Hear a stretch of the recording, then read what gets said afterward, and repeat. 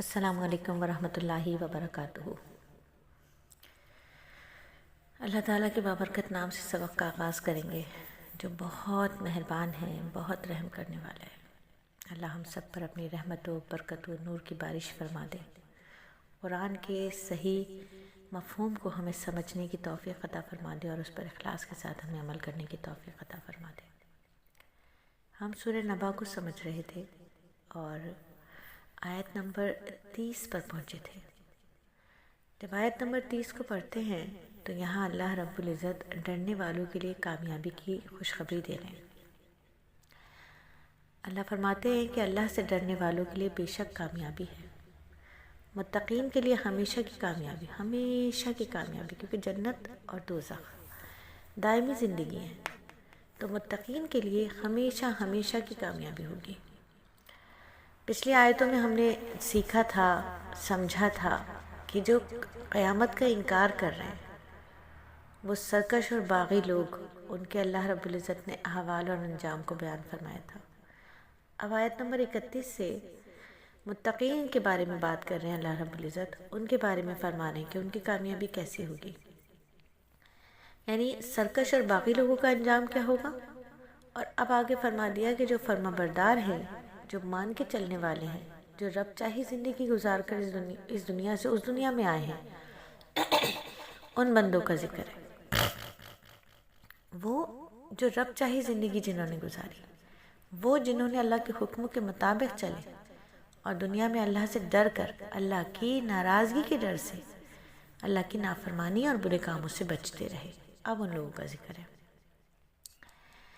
تو اللہ رب العزت فرما رہے متقین یعنی پرہیزگار لوگ ضرور بضرور وہاں آئیں گے، کامیابی اور سعادت، حیات جاویدانی اور کامرانی کا مزہ چکھیں گے، وہ لطف اٹھائیں گے اس حیات جاویدانی کا جو انہوں نے اللہ کی رضا کے لیے وہ والے کام چھوڑ کر جن کا نفس بہکاتا تھا، شیطان ورغلاتا تھا، لیکن انہوں نے وہ کام نہیں کیا، اللہ نے انہیں بچا لیا، کیونکہ انہوں نے مانگا تھا، بچنا مانگا تھا۔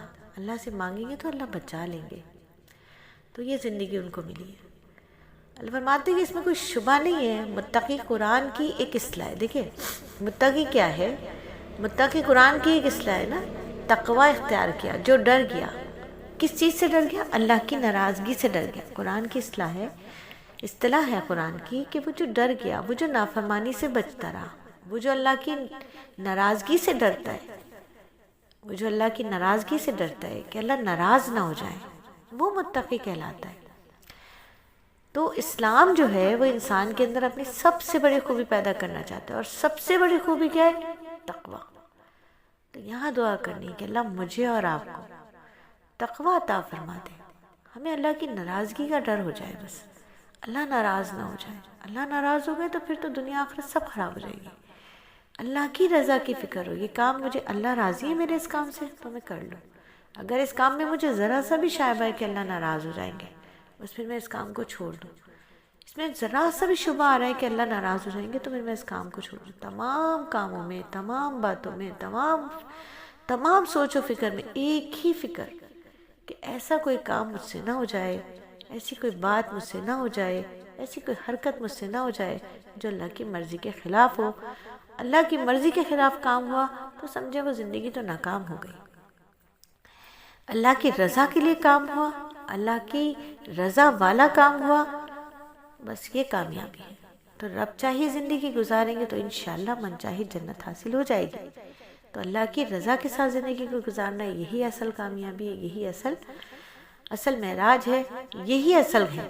زندگی کا اصل کیا ہے؟ زندگی آمد برائے بندگی، زندگی بے بندگی شرمندگی۔